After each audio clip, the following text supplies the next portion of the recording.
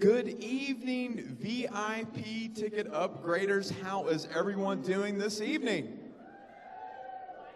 Well, it's great to see your smiling faces here on night 2 of the Dwight Icenhower VIP weekend. And this evening we have an extra special treat for you. You get a literal peek behind the curtain and have the opportunity to watch Dwight Icenhower and the Blue Suede Band perform Sound Check. This is how the guys get ready for their shows each night, and tonight you are playing a part of it. You get to be a fly on the wall and watch it all go down. So without further ado, let's bring to the stage Dwight Icenhower and the Blue Suede Band.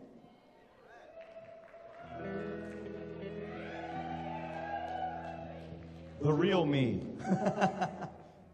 All right, so I want to just show you guys what we do. Like, a lot of people think we just show up and boom, we do the show. No, we have to go on stage and we have to make sure that you can hear this guy, that guy, that guy, and that guy, so it sounds great for you guys.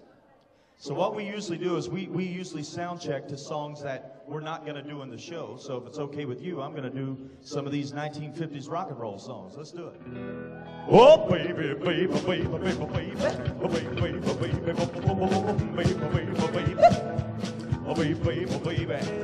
come back, baby, I want to play house with you. Well, now you may go to college, you may go to school, you may drive a pink Cadillac, but don't you be nobody's fool. Baby, come back, baby, come back, baby, come back, baby, I want to play house with you. Play it, Shawn.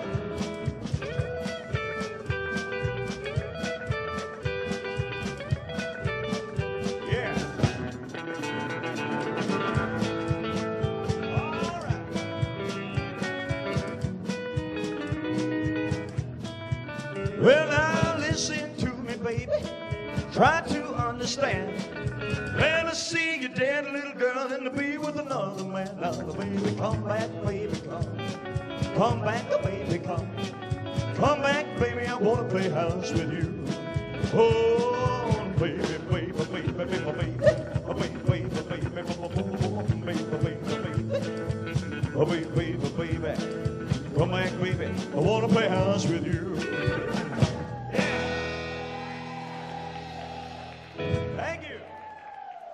And by the way, I never do sound check dressed up like Elvis, ever. I don't get dressed up like Elvis till the very last minute. I'm like Clark Kent. They got me a phone booth back there. I step in and I step out and I got my cape on. What's that? It's too cold in here to wear silk pajamas. Are you crazy? All right, let's do another song from let's do one from 1961. Are you ready? 1, 2. 1, 2, 3. Oh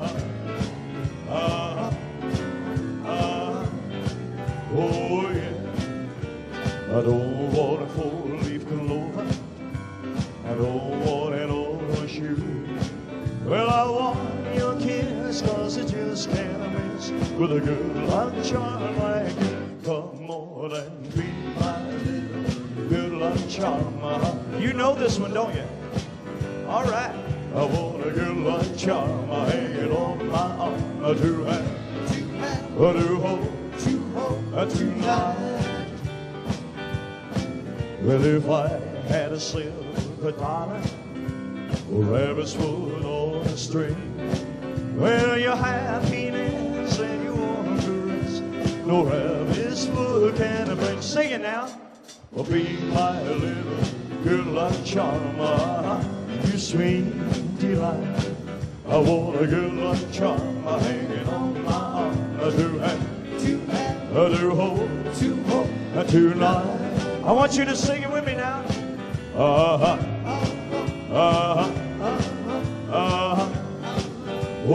yeah. Tonight. Well, if I had a silver dollar, rabbit's foot on a string, well, your happiness and your wonders, no rabbit's foot can I bring. Come on and be my little good luck charm, you sweet delight. I want a good luck charm, hang it on my arm, tonight. Uh-huh. Uh-huh. Uh-huh. Oh, yeah. Uh-huh. Uh-huh. Tonight. Yeah.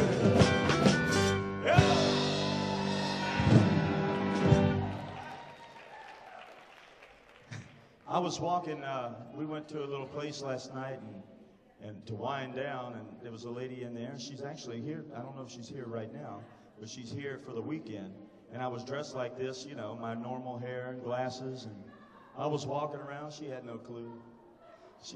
Then I went up and asked her if she had a good time. She was like, yeah, were you there? I said, no, I just heard about it, but I heard he sucked. No. Have you guys had a good time so far? All right. Well, I'll tell you what, it's been so much fun already, and we got a great show for you tonight, because I want to tell you, the way I got to know about Elvis Presley is through my mother. I know a lot of you that have been to my shows know this story, but I started out loving Elvis when I was like 5 years old. My mother, she made me watch an Elvis movie, if you can imagine that. Yeah, the movie was called Fun in Acapulco. Do you guys remember that one? Yeah, and I just remember Elvis Presley walking out there. Like one of the first memories, you know, there's a certain age you don't remember much, but like from 5, you remember. You know, you can remember things. So I just remember this good-looking man with jet black, shiny hair coming out there and just dancing, and the girls were going crazy and screaming over him. And I thought, man, that's cool, you know. And who would have known that 29 years later, I would have been here singing Elvis's songs for you guys. And doing it 29 years, man. It doesn't seem like that. But these ladies right here at this front table, they were coming to my shows when I started doing it. So let's hear it for them, from all the way from Ohio right here. I love you, girls. Ladies and gentlemen, right now, what are we doing, guys? What do you want to do? Oh, yeah. Hey, can we do one of those songs from the 1960s that's kind of like a little bit rare, okay? This is not one of the big hits, but it's one of my favorites, okay? Is there anybody named Marie in here? Do we have any Maries? There's never a Marie. Are you Marie? Oh, you're Marie tonight. Okay, honey. Do we have a Marie? Yeah, that's right. In my silk pajamas tomorrow. Hey, listen, I'll wear my silk pajamas to Dwight and Vicky's donut event. Okay? Is that okay if I show up my silk pajamas? I'm doing it anyhow. Yeah. Oh, really? Oh, I just learned that. Hey, by the way, David is our sound guy. Let's hear it for David, ladies and gentlemen. I just found out that his middle name is Marie, so let's do it. Come on. A very old friend came by today, 'cause he was telling everyone in town how the love that he just found, and Marie's the name of his latest flame. He talked and talked, and I heard him say that she had the longest, blackest hair, prettiest green eyes anywhere, and Marie's the name of his latest flame. Hey, Panda. Oh, I smiled, the tears aside, I wanna burn it. I wished him luck, and then he said goodbye. He was gone, but still his words kept returning. What else was left for me to do but cry? Would you believe that yesterday this girl was in my arms and swore to me she'd be mine eternally, and Marie's the name of his latest flame. Do it. Oh, I smiled, the tears aside, I were burning. I wished him luck, and then he said goodbye. He was gone, but still his words kept returning. What else was left for me to do but cry? Would you yesterday. This girl was here, I just want to be. She be mine eternally, and Marie's the name of his latest flame. Oh, Marie's the name of his latest flame. Oh, Marie's the name of his latest flame. Does anyone remember that one? Yeah, that was one of my favorite ones from the 1960s. Great song. All right, we're going to take it right now, 1961. Now, when I'm in Europe and we're playing with the band over there, this is the song that we always sound check with because, well, it's one we do really well, and it shows off the whole band. So we're going to do it for you tonight. A little song from 1962 called Little Sister. Ho! Come on! Little sister, don't you? Little sister, don't you? Little sister, don't you kiss me once or twice? Say it's very nice and then you run. Oh. Little sister, don't you do what your big sister does? Well, I dated your big sister, and I took her to a show. Well, I went for some candy, on King Jim Dandy, and they stuck right out the door. Little sister, don't you? I usually don't do that in the sound check, though. They don't want to see me shaking, man, these guys. Maybe once or twice, say it's very nice, and then you run. Little sister, don't you do what your big sister does? Well, I used to pull your pigtails and pinch your turned up nose. Well, but you've been growing, baby, it's been showing from your head down to your toes. That's right. Little sister, don't you? Come on. Little sister, don't you? Little sister, don't you kiss me once or twice? Sing it's very nice and then you run. Little sister, don't you do what your big sister does? Every time I see your sister, well, she got somebody new. Well, she mean and she's evil. Push the button. Little sister, don't you? Little sister, don't you? Little sister, don't you kiss me once or twice? Say it's very nice and then you run. Little sister, don't you do what your big sister does? Sister, don't you do what your big sister does? Little sister, don't you do what your big sister does?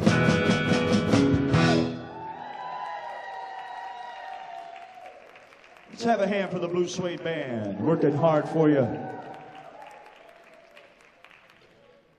All right, now this song right here was a decently big record for Elvis in the 1960s, but when the Disney movie Lilo and Stitch came out, this song went to #1 again after, what, 30-some years. So we like to do Elvis's song that sounded just like this. Listen. You look like an angel, you walk like an angel. How many of you remember this one? Talk like an angel, but I got one. You the devil in disguise, oh yes you are, devil in disguise. Ooh. I thought that I was in heaven, but I was sure surprised.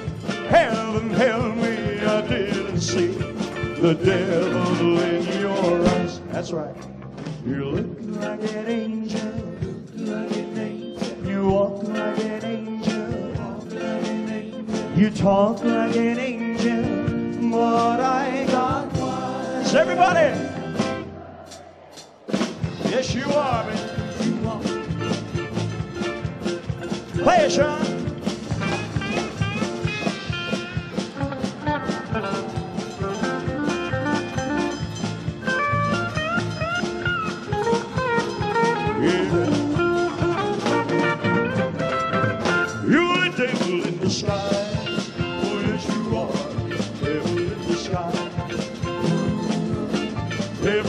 disguise. Oh, yes, you are. Devil in disguise. Oh, yes, you are. Take it away.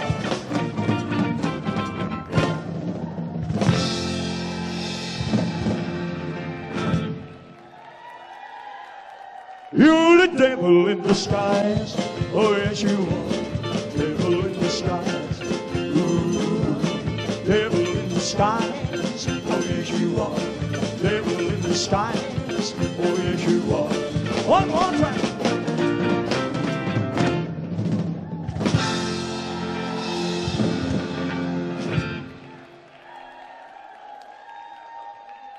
You the devil. No, stop. Don't do it.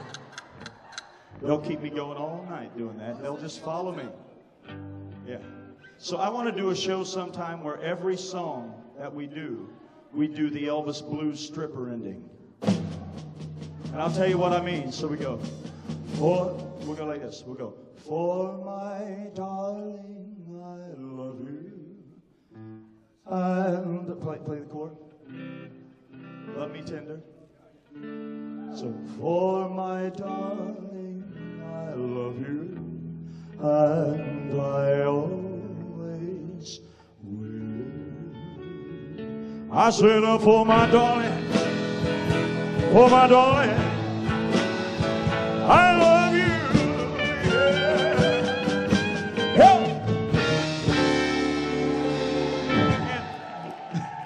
And that could work with any of them, you know. Tell me, dear, are you lonesome tonight? I said, are you lonesome? Are you lonesome tonight? Yeah.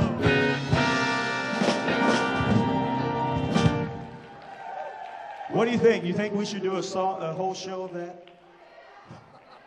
I don't know how it'd work with the gospel, though, really. I said, how great. I said, how great. Thou art. No, we won't do it to the gospel. We get silly at sound checks, too. That's the main thing we do, is we goof around, really. Last year, I wore my pajamas, remember? Yeah. The green ones, yeah.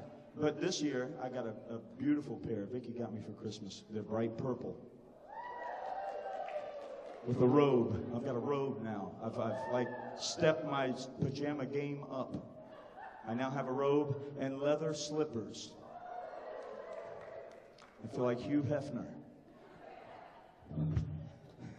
Hey, bring those chairs out. Just set them up anyway. But ladies and gentlemen, right now, I'm going to invite Mr. John Waterhouse, and I think he's doing a fantastic job. John's my friend from a long time ago. He was the official, what was your title? The official blogger, right? Blogger for Graceland, Elvis Presley Enterprises. So all the online presence and everything, John had a big part in that, and it's great to have him here. He comes all the way from Georgia, ladies and gentlemen, like the Atlanta area. Come out here, guys. Just sit down. Is there enough chairs? Well, Dwight, it's an absolute pleasure to be here. This is so much fun. Are you guys having a great time? Let's give it up for Dwight and the Blue Suede Band and their backstage experience. Sound check here.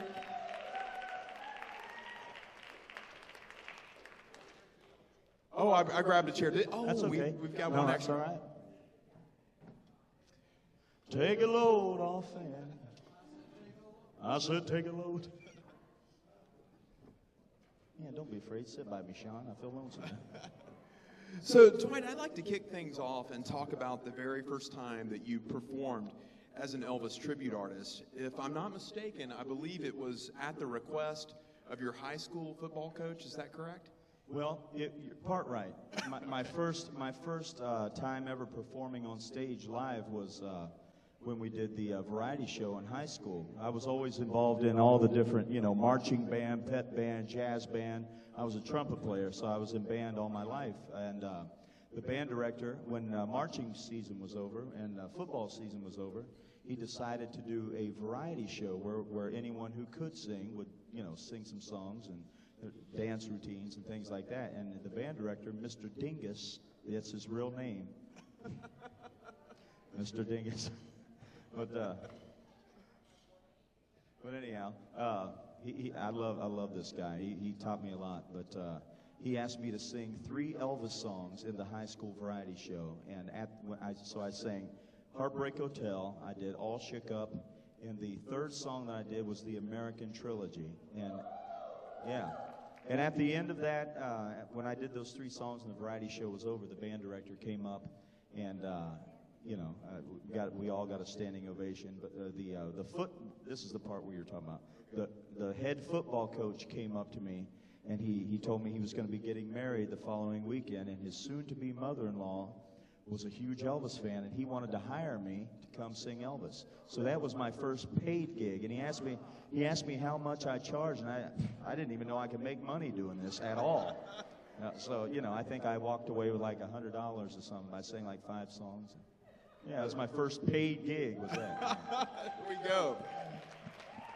Where it all began. And of course, your career continued, and you've had the opportunity and continue to have the opportunity to play with some of Elvis's bandmates and band members.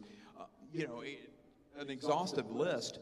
Among those performers, who would you say, or what memories of those experiences stand out the most? Well, certainly the first time I ever got to play with DJ Fontana. DJ Fontana was the drummer on every single classic Elvis record of the 1950s. I'm talking about Jailhouse Rock, Don't Be Cruel, Hound Dog. That's all I can think of all the Elvis songs, those 3. But he played on every Heartbreak Hotel. I mean, I Need Your Love Tonight. All those songs that we just played right there, most of them he had a part of. But DJ was the nicest guy. And Darla, you knew DJ. Yeah, you guys knew DJ, huh? Yeah, he was on a cruise with us, huh? But he was the nicest guy. And, the first time I ever worked with him, I had to pick him up from the airport. And I thought, the last thing he's going to want to talk about is Elvis Presley, I thought. So I was, we were asking him about his grandkids and how many kids he has and everything. And then about 5 minutes into the conversation, he steered it in the direction of Elvis. And for 2 hours, the trip, he talked about Elvis the whole time, and which was a real treat for me, because he was telling us about, like, when they were on the Ed Sullivan Show, they didn't have monitors like this. They didn't have, these monitors are so we can hear what we're doing up here. We don't hear what you're hearing out there. We only hear what we have here on the stage. But back in 1956 and the early 50s, they didn't have that. So I asked him, I said, how did you guys even keep in time with Elvis? I can't even imagine if we were up here with no monitors to hear ourselves. He said, him and Scotty Moore both told me the same thing. They said, we were the only band in town that literally directed by an ass. So they basically knew where Elvis was in the music by the movements. When Elvis was doing the moves, they were watching him, so that's how they knew where Elvis was in the music.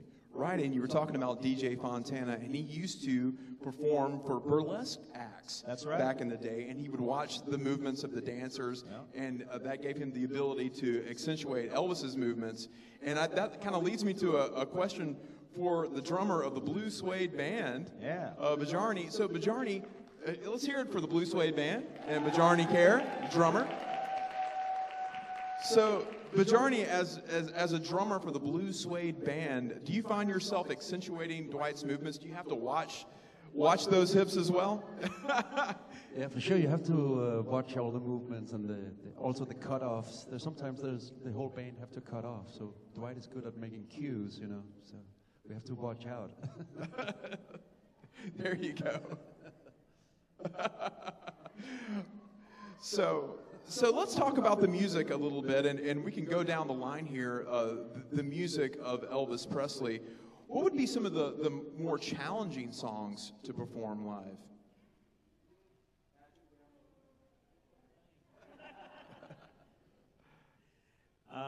Well, we're going to do one tonight, actually.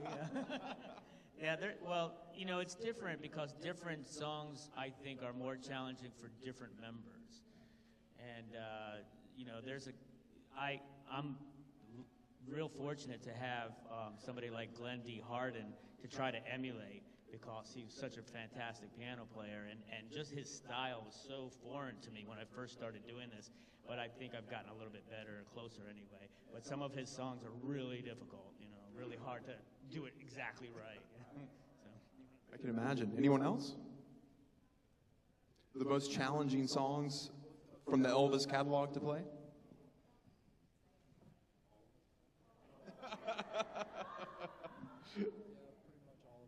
Pretty much all of them, he says.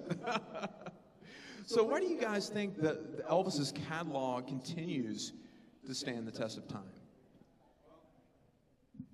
Well, it's Elvis's music was timeless. I mean, that's a type of music that this is how I always say it. In 100 years from now, Elvis, groups like Elvis, the Beach Boys, all of these classic groups and entertainers, they're going to become like Bach and Beethoven. It's going to become like the classic music of all time. It's going to go down in history. 100 years from now, people will know who Elvis Presley was. There's very few people that you can say by their first name. You can just say Elvis, any country in the world, and they know who you're talking about. And that's a very powerful thing. I mean, there's only a handful of people that I can think of that when you say their first name, like Shawn, you can just say Shawn, world. No, but really, Cher, that's one lady I can think of. Cher, Dolly. I mean, no, I didn't mean to do that, just Dolly. Yeah, but I can joke around with them. They know me. The VIPs. Yeah, the VIPs. So, Dwight, not only do you do letter-perfect renditions of Elvis's songs, but to me, you've mastered Elvis's style of conversation. Because in between songs, your banter, your humor, it sounds just like something Elvis would say, but these are your own words. I mean, you're an actor. I mean, it's incredible. How did you get to that point? Just from the time I was a kid, just engraving it in my brain by watching his movies and concert clips. And, every year on the anniversary of Elvis's death, when they would play the all-day Elvis movie or concert marathons, they would play it 24 hours. And I would just sit there and watch his movies. And, yeah, I was a nerd. I was an Elvis nerd. But, I would watch it. And I'm proud of it. But, I just, watching it over and over. But I never try to, I'm not trying to act like I am Elvis or anything. I mean, that's why I try to be myself when I'm doing it. But I'll say little things maybe like Elvis would have said, or, if there's a certain situation, or whatever, to make it funny. But I don't ever walk around going like, at Walmart, hey, baby, yeah, you hand me that stick of gum right there, man? No, I don't do that. So you've performed countless hours of this music live. How has your respect for Elvis grown year after year as time goes on, as you dove deeper into this music? Well, everyone starts out with the classics, Don't Be Cruel, Hound Dog, Jailhouse Rock, and all of those songs. But as I've gotten older and I've learned more about music in general, I appreciate more, and I find myself listening more to songs like, If I Can Dream. Some of Elvis' country records were great, like the song I did last night, his version of Make the World Go Away, and those songs where he was just singing, like Just Pretend, and, some of those just beautiful songs and the arrangements that Charlie Hodge and Glenn Hardin, Elvis' piano player, would come up with were just amazing. So I find myself nowadays like really liking those big singing songs where the music, and the 1960s. I really am a huge fan of Elvis of the 1960s. So that's kind of like my two favorite eras of Elvis are the 60s and the 70s. So how do you craft the perfect Elvis set list? Well, you have to put songs in there that everybody knows. Let's just say, I know you guys are all diehard Elvis fans and you appreciate all the songs, but there are shows where you're not going to have 80% of the people are not going to be diehards. It's going to be 50-50, where people only know the classics. So you have to make sure and include, the Don't Be Cruels and the Heartbreak Hotels and all those. But you also have to put your set list together to appeal to the people that want to hear If I Can Dream and some of the more rare songs, which I could do a whole show of those rare songs. I mean, that's my favorite stuff to listen to. Like Heidi asked me yesterday to do We Can Make the Morning. Like, that's a beautiful song. It's hard to sing, but it's a beautiful song. And those are my favorite. Is there a song that you've never played before that you're dying to play? Elvis's version of Old MacDonald is one that I've...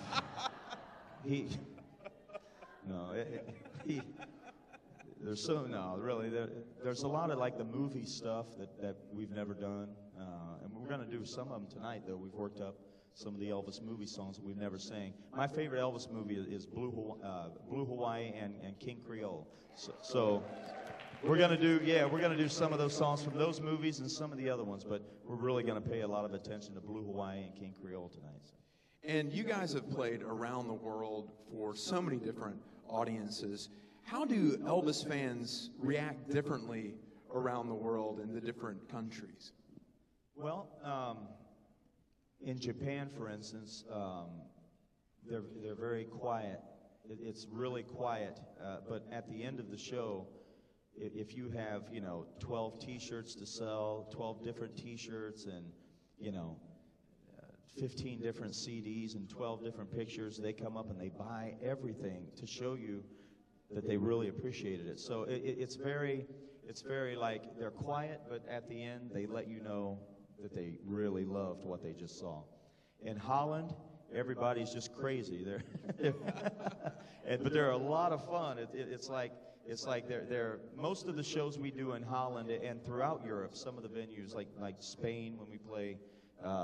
Madrid or Barcelona, the crowds are all standing. There's no seats in the place. So there'll be a place this big with 2,000 people in it, standing up shoulder to shoulder, clapping and pounding on the stage, and it's really exciting, So it's a lot different than anywhere else that I play, So Dwight, what about a dream duet? Is there anyone out there that you would just Dolly bucket list? Dolly? Dolly. If I could sing one line, actually I probably wouldn't even make one line. I would probably just go, I'd probably start singing, then she would start and I would just fall over crying because I love Dolly Parton so much.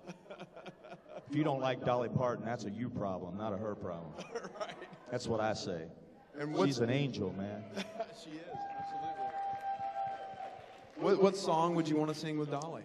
Well, Elvis himself he had this dream to record I Will Always Love You. He wanted to record that, and because of the Colonel Parker wanted 50% of Dolly's, or no, he wanted all of it, wasn't it? I believe so. I think he wanted all of the publishing rights to the song, which was become Dolly's biggest song. And Dolly, it broke her heart. I mean, in interviews today when she's talking about it, she starts crying because she loved Elvis so much, but she just couldn't give up. She said these songs are like her babies, so to give these songs up. And then in one of the interviews, she said when the 90s come around and Whitney Houston recorded I Will Always Love You, she said, I made enough off of that to buy Graceland. She said, so I didn't feel bad about it then. So in I believe it's about a half an hour or so, you all are going to come on stage and perform the music from Elvis's movies, including a special section dedicated to Elvis on tour. Now, as a time capsule of Elvis's career, why do you think Elvis on tour is so special? Elvis on Tour was the first concert documentary movie that I ever saw of Elvis. And when, that's kind of what introduced me to the jumpsuit era of Elvis Presley. And that movie had some of the best songs. I mean, it has classic Elvis 70s material like C.C. Rider, Burning Love, You Gave Me a Mountain, How Great Thou Art, has all of these great, great songs. And Elvis just looked so cool, man. His hair was longer and he had all the big jewelry on with the crosses and big belts and capes, I mean, who else could pull off a cape? Nobody. Elvis pulled it off. He was the only one. I mean, I look at myself and I'm like, good Lord. Like Liberace coming out here or something. But no, it's Elvis on tour was, and it also gave you a personal side to Elvis because it showed you Elvis in the studio, which up to that point there had been no footage of Elvis really in the studios, not like you see him there with the full band with his headphones on, and you see him up in his suite doing some of the gospel songs around the piano, and that's one thing that Elvis loved. Even after the end of a show, he could have just performed 2 full shows, and he would always have his band go up with the gospel singers and do gospel songs till 3 or 4 in the morning. And you see a bit of that in Elvis on tour, and so I love seeing that part. You know. That's fantastic. Folks, how about a round of applause for Dwight Icenhower and the Blue Suede Band. Thank you guys for taking the time. John Waterhouse, everybody. That's Biani Kerr, Patrick Green, Paul Case on the bass, Shawn Bryant on lead guitar, ladies and gentlemen. And I'm the singer. All right. Thank you all so much. I hope you had a good time. I got to go get changed and put some hair on. All right.